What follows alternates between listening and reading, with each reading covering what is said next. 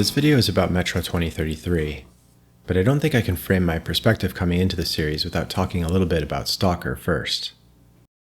I played the Stalker games well after their original release. I didn't get into PC gaming until later, and they came out during a time in my life when I just wasn't playing and wasn't able to play a lot of games. When I did play Shadow of Chernobyl, it took me multiple tries over a long period of time for it to click. When it did, it became such a singular experience that I still don't think I've played anything to this day that does quite the combination of things that it does, nor anything that has made me feel quite like it did. For all the post-apocalyptic landscapes out there across gaming, Stalker is pretty unique. But there are games influenced by it, similar in some ways, that I've never even tried to play. The Metro series is one of those, and not only that, developer 4A Games was started by some of the original developers of Stalker. With Stalker 2 a few months away from release and I hope success, I thought I'd try to catch up a little bit, and Metro seems like the clearest place to start.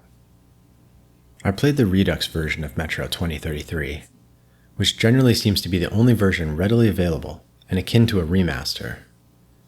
It sounds like it makes some pretty significant changes, compressing levels, revising some mechanics, an updated engine used by the sequel Last Light. But this being my first Metro game, I went in fresh, gave it a try, and caught up on these details after finishing. The game gave me a choice between a few playstyle options. First, Spartan or Survival. Survival sounded far more up my alley, described as survival horror, so I went for that along with Ranger mode, not hardcore. I wasn't looking for really high difficulty necessarily, but I liked the description of Ranger being a more immersive experience with deadlier combat, whether it was damage I was taking or doing. I made a couple tweaks that were a little less trivial than options in the menu. The user.cfg file contains a vertical FOV setting that I increased 10 to 15% from the default. There's also a keybind for walking called Excel that's not present on the in-game options menu. I didn't discover this until I was halfway through the game despite wanting it from the start. The base walk speed, even crouching, feels too fast for many of the cinematic moments and the tight confines of the game's locales. Walk is set to X by default, and I remapped it elsewhere to make it easier to use. Unfortunately, there is no toggle capability around this, so you have to hold the key if you want to move slower. I didn't go into the game expecting Stalker.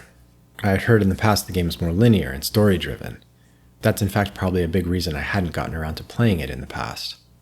Now, I felt ready and curious, no matter what the game ended up being. While that high-level description largely proved true, I found a lot to enjoy in what the game is. A few quick sentences on the story. While I did say story-driven was an accurate descriptor for the game, I wouldn't say the story is particularly deep. Something I think it does nicely is hint at a much larger and more complex world than just what you see immediately around you moving through the game.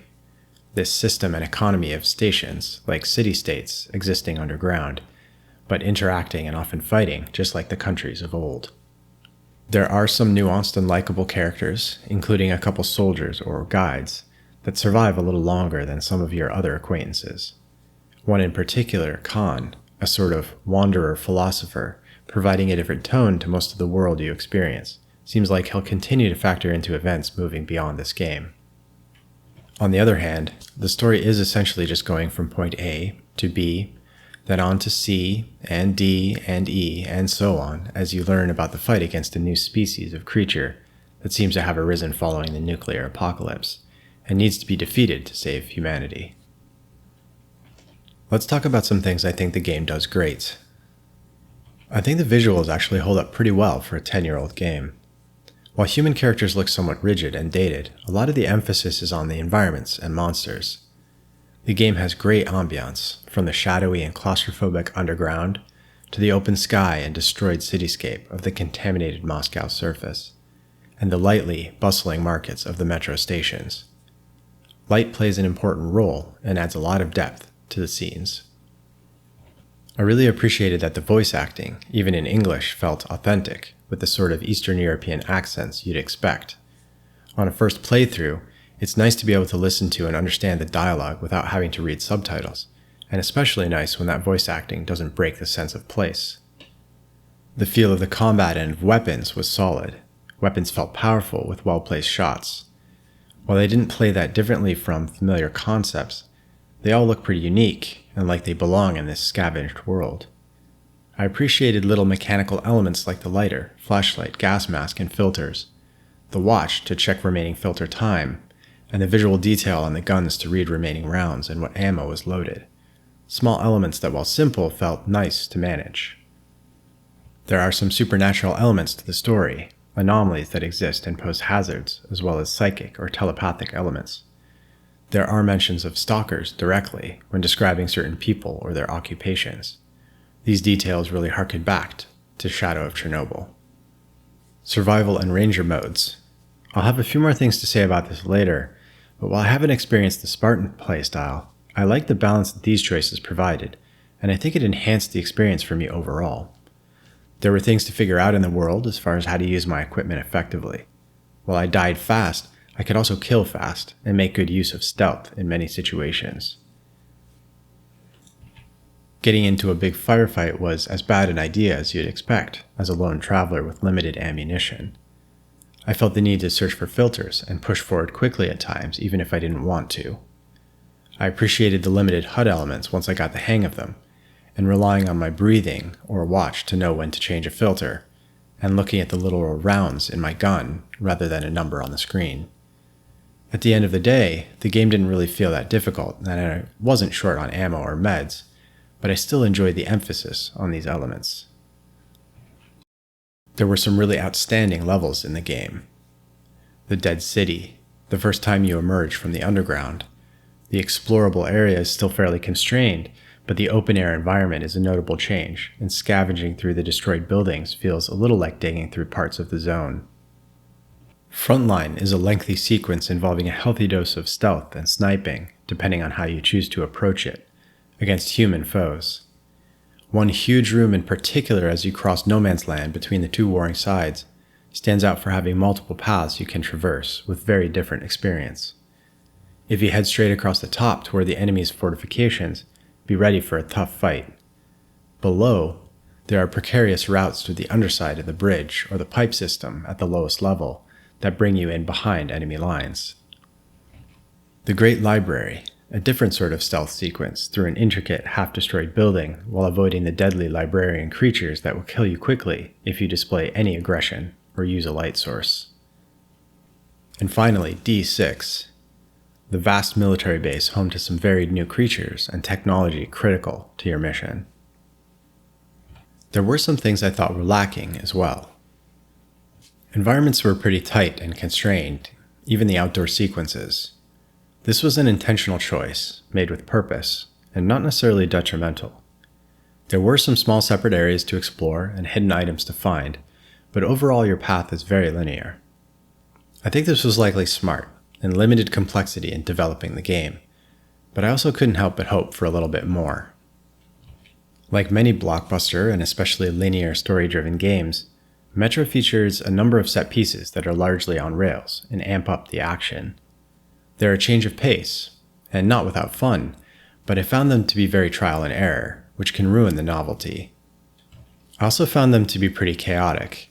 There was one in particular when you're crossing the front lines of a war fighting from an armored machine gun rail car kind of thing.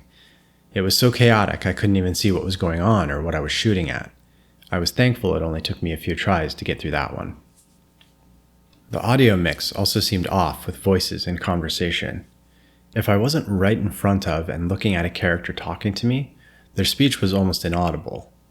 I could usually work around this, but there were some sequences where I definitely felt I missed dialogue or sometimes clues to objectives because I was stuck in action while a character was talking and I simply couldn't hear them. Similarly, there's some jankiness with physics simulation and both enemy and ally AI. I think my ally AI only seized up once during the early parts of the D6 level, but it forced me to restart the chapter. I frequently tried to use allies to my advantage in fights since they have endless ammunition. I let them take out enemies as much as possible for me, but this was pretty unreliable and got me killed a number of times given their behavior. Enemy AI could be just as frustrating. The librarian enemies in the archives level immediately killed me a couple of times even though I was behaving the same as I had previously to disarm them. An underground level with an endless supply of wolf-like enemies darting from holes in the ground, some of which you could fall into and die instantly, was pretty grueling, though I wondered if the audio issue that made positional audio behind me very quiet added to the pain here. I simply couldn't hear or react to these things before they were taking chunks out of my legs most of the time. Ranger mode. The downsides. I mentioned I was going to bring this up again. While I don't regret playing this way, it makes a few things really tough if you don't know what you're doing. While Ranger removes UI like ammo counters and other largely superfluous information, it also hides prompts for many environmental interactions. For the most part, this didn't cause me that much trouble as I learned what sort of objectives could be interacted with, but there was one level in particular that has you rushing through an onslaught of endless enemies looking for a couple unique objectives, a makeshift bomb and a small pipe bomb mounted to a wooden strut. That took me many deaths to figure out since these weren't very recognizable. Finally, there seemed to be some sort of morality system that became apparent at 1 or 2 points in the game when I was given choices during interactions. It wasn't explained at all, and if it had any effect on anything, I couldn't tell.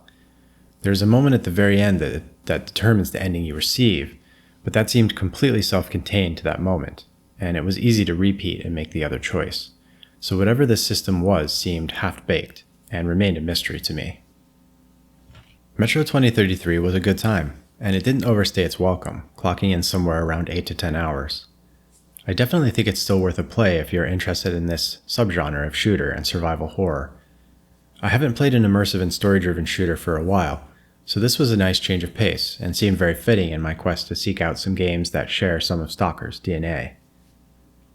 I'm looking forward to jumping right into Metro Last Light, which looks like it might feel quite a bit like an expansion to this game, given both 2033 Redux and Last Light share mechanics and a game engine. I wonder if there are any differences, or if the storytelling or level design might change at all. As I close this out, an ask to you out there in the gaming community: are there games beyond Metro that you would suggest checking out if I'm looking for experiences like this? Ideally single player, even though something like Escape from Tarkov fits the bill in some big ways. If so, drop them down in the comments. I have a few in mind, but I'm sure there must be some I'm not aware of. Thank you in advance, and as always, thank you for spending some of your time here on the channel. Until next time, when I'm back with another update on my journey, take care.